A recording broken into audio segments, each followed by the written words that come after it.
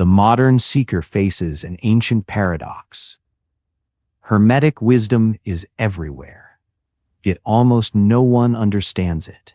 The seven principles are quoted like spells, pasted under aesthetic edits, sold as shortcuts to manifestation, but the original tradition never treated them as tricks for controlling the outer world. Because Hermetic law is not primarily about manipulating reality. It's about reading the structure of consciousness. The true Hermetic secret is unsettling. The laws don't give you power over the cosmos. They reveal how your psyche is already shaping the cosmos you experience. And this is why so many people fail at Hermeticism on day one. They approach it like a weapon. How do I bend life to my will? But the older teaching is surgical. How does my inner world generate my reality? And how do I transform the generator? Tonight, we are going to rebuild the Hermetic principles from the inside out, using depth psychology as the key. Not as fantasy, not as self-help, but as an inner discipline that breaks old paradigms and forces you into a new relationship with your own mind. To see where the confusion began, you have to go back to the strange birthplace of Hermeticism, Greco-Egyptian Alexandria, a world where temples and libraries stood beside markets and empires. There, a body of teachings emerged under the name of the thrice great sage, a symbolic author whose voice blended heavenly philosophy with inner initiation. These writings were never meant to be motivational slogans. They were designed as dialogues of awakening, texts that train the reader to recognize divine reality through direct inner perception, not belief, not superstition, a disciplined way of seeing. But centuries later, when fragments of these teachings resurfaced in Europe, something changed. Scholars and occult experimenters treated the Hermetic writings as if they were technical blueprints for controlling nature, ritual keys, cosmic cheat codes, formulas for bending fate. And to be fair, those methods can produce results, but they often miss the original target, because Hermetic law is not primarily about getting what you want. It is about discovering why you want what you want, and who inside you is demanding the universe obey. That is the psychological door most people never open. Then came the 20th century reorientation, when a certain depth psychologist looked at Hermetic symbolism and recognized something most occultists overlooked. Alchemy is a language of the psyche, not because the ancients were only metaphorical, but because the psyche and the cosmos reflect one another so intimately that inner transformation and outer symbolism become indistinguishable. From this perspective, the Emerald Tablet is not merely a mystical poem. It's a compressed psychological map. Separate the subtle from the gross becomes a directive. Distinguish the observing self from the noise of compulsions, projections, and complexes. And suddenly the Hermetic principles change meaning. They stop being laws to exploit and become structures to understand. This is why Hermeticism is dangerous in the wrong hands. Because if you read it as a promise of domination, it inflates the ego. It turns spiritual law into another costume for the will to power. But if you read it correctly, it humbles you. It shows you something humiliating and liberating. You do not experience reality directly. You experience reality through the psychic lens you carry everywhere. And once you see that, the work becomes unavoidable. Transform the lens, and your world transforms. This brings us to the crucial point. The Hermetic laws are not commandments. They are observations, patterns of how mind relates to existence. They don't say, do this and you will get a prize. They say, this is how consciousness already functions, whether you like it or not, which means the true Hermetic adept is not a believer. They are a disciplined observer. Someone willing to study their own psyche the way an astronomer studies the sky, without flinching, without fantasy, without self-deception. And this is exactly where modern culture breaks down, because most people want spirituality as comfort, not as confrontation. They want an escape from pain, not a mirror that exposes the machinery behind their pain. Hermeticism offers no such escape. Instead, it teaches you that your life is shaped by recurring inner structures, archetypes, complexes, projections, self-images, and emotional charges that hijack perception. These forces don't feel like inner content. They feel like the world itself. So when people say, Hermeticism does work, what they often mean is, my rituals did control reality the way I wanted. But Hermetic law was never about control. It was about awakening from the illusion of control. Now let's enter the principles, starting with the one that destroys naive reality forever. Principle 1. Mentalism. The all is mind. The universe is mental. This line has been abused into nonsense. People hear it and assume it means, if I think hard enough, I can rewrite physics. But Hermetic mentalism is not childish idealism. It's a ruthless psychological fact. You never meet the world raw. You meet the world through interpretation. Your nervous system filters perception. Your history colors meaning. Your complexes distort events. Your archetypes shape what you notice and ignore. Even what you call objective reality arrives already translated into symbols inside your mind. This is why two people can live through the same event and experience entirely different worlds. One sees opportunity. Another sees humiliation. One feels love. Another feels threatened. Not because reality changed, but because their psyche generated a different reality field around it. When you understand mentalism, you stop identifying completely with your thoughts. You begin to separate the observer from the narration.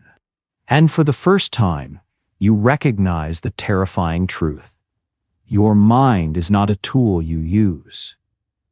Your mind is the atmosphere you live inside. Change the atmosphere, and your life becomes unrecognizable. The second law exposes why manifestation culture becomes a trap. Principle 2. Correspondence. As above, so below. As within, so without. Most people interpret this as magical causation. If I visualize riches, the universe must deliver. But the deeper Hermetic meaning is subtler and more psychologically accurate. Your outer life becomes the stage where your inner life expresses itself. Not through supernatural mechanics, but through perception, behavior, attraction, avoidance, repetition. The unconscious does not merely sit inside you. It leaks into everything you touch. This is why certain patterns return with surgical precision. Different faces, same story. Different jobs, same humiliation. Different relationships, same wound. The ego calls it bad luck. Hermeticism calls it unconscious correspondence. And Jung gave it a name, projection. What you refuse to integrate internally appears externally as fate. The world becomes a mirror, not because it's enchanted, but because your psyche is structured to encounter itself through experience. This principle becomes dangerous when it turns into narcissism, believing you caused every event. But used properly, it becomes a weapon against victimhood. If your life has patterns, your psyche has patterns. And patterns can be transformed. Now we enter the principle that destroys the ego's favorite illusion, stability. Principle 3. Vibration. Nothing rests. Everything moves. Hermetic texts aren't describing particles. They are describing consciousness. The psyche is not a fixed object. It's a moving field of energy. Moods rising and falling. Desire intensifying then fading, certainty turning into doubt, love becoming resentment, fear becoming ambition. Jung understood this as psychic compensation. When one side of the personality becomes too dominant, the unconscious begins to push back. The brighter your conscious identity becomes, the darker the shadow grows. The more you force constant positivity, the more the buried grief begins to vibrate beneath it. This is why the modern seeker keeps collapsing. They treat spiritual life as a permanent, high-frequency state. But vibration is not a mood you hold. It's a rhythm you navigate. Real Hermetic practice looks like this. You observe your inner movement without panic. You stop treating every descent as failure. You learn the difference between a necessary shift in psychic energy and a destructive spiral fueled by repression. Because once you understand vibration, you stop asking, "How do I stay elevated forever?" And you begin asking, "What is this movement trying to integrate?" Principle 4. Polarity. Opposites are identical in nature, different only in degree. Polarity says light and dark are not separate kingdoms. They are one spectrum. Hot and cold are temperature. Courage and fear are the same force at different levels. Jung mapped the psyche the same way. Every one-sided identity summons its opposite from the unconscious. Build your life around reason, and feeling returns as mood, sabotage, or projection. Cling to strength, and vulnerability gathers in the shadow. The unconscious compensates until the mask cracks. Hermetic practice is not choosing a side. It's learning to hold the tension without collapsing, so a third position can emerge. A wider consciousness that contains both. Jung called this the transcendent function.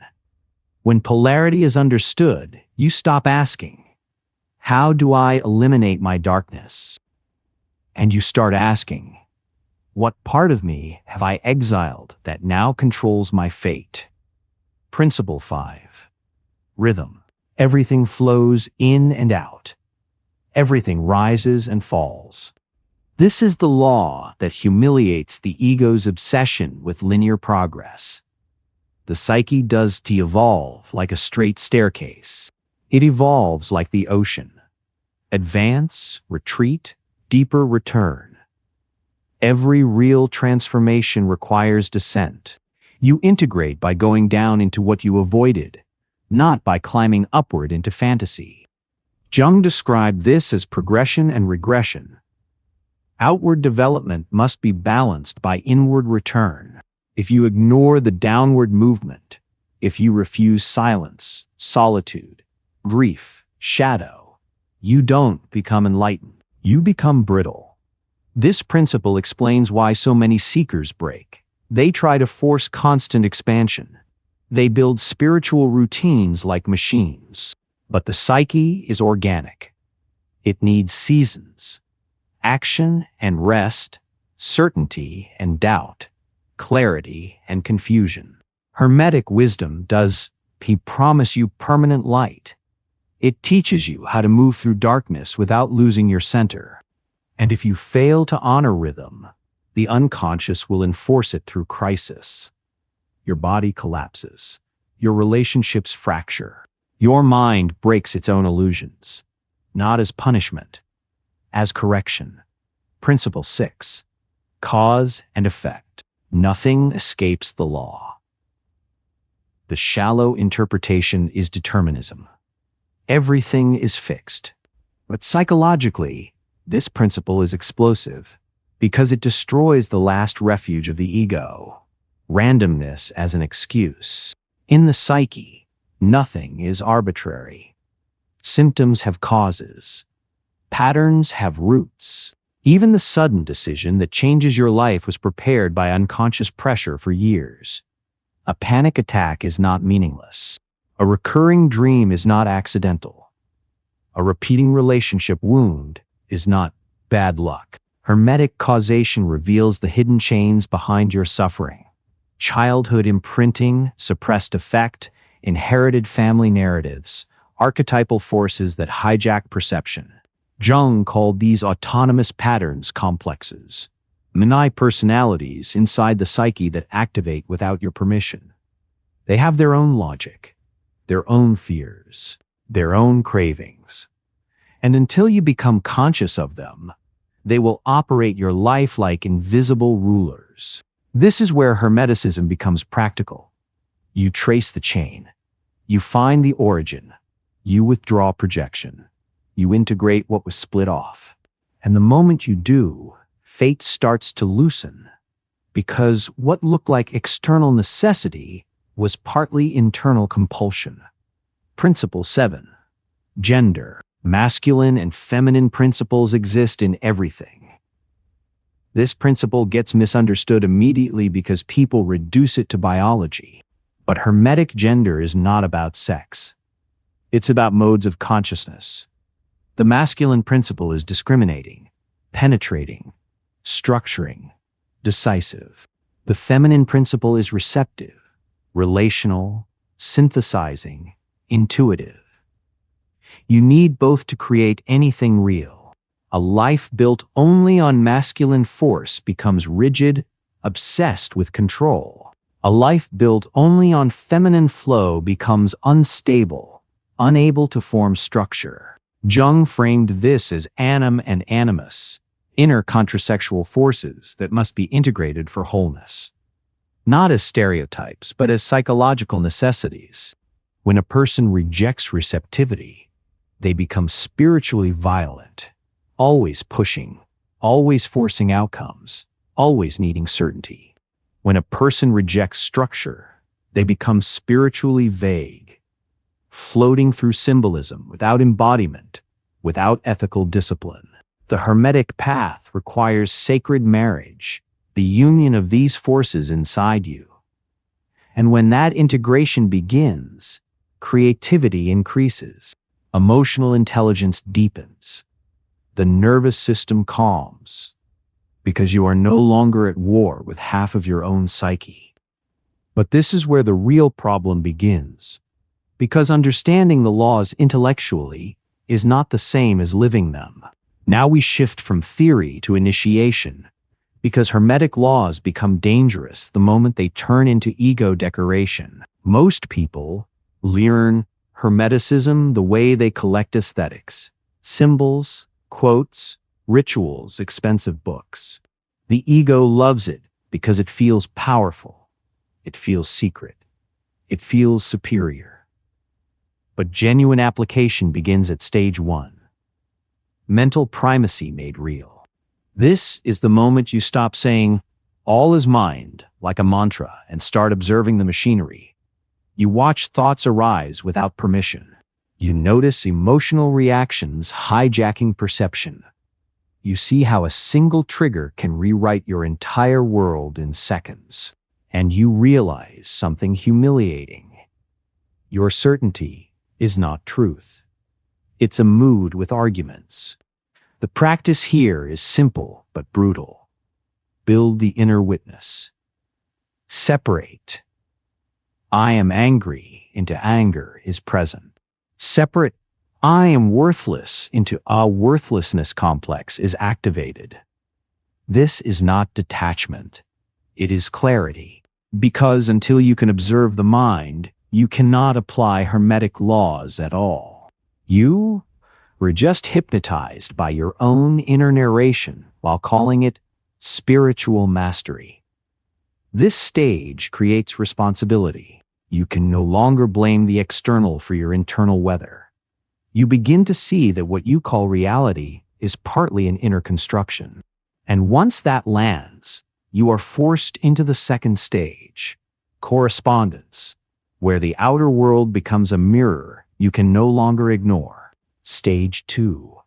Correspondence becomes lived experience.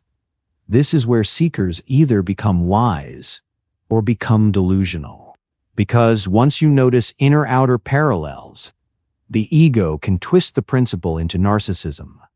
Everything happens because of me. That is spiritual inflation.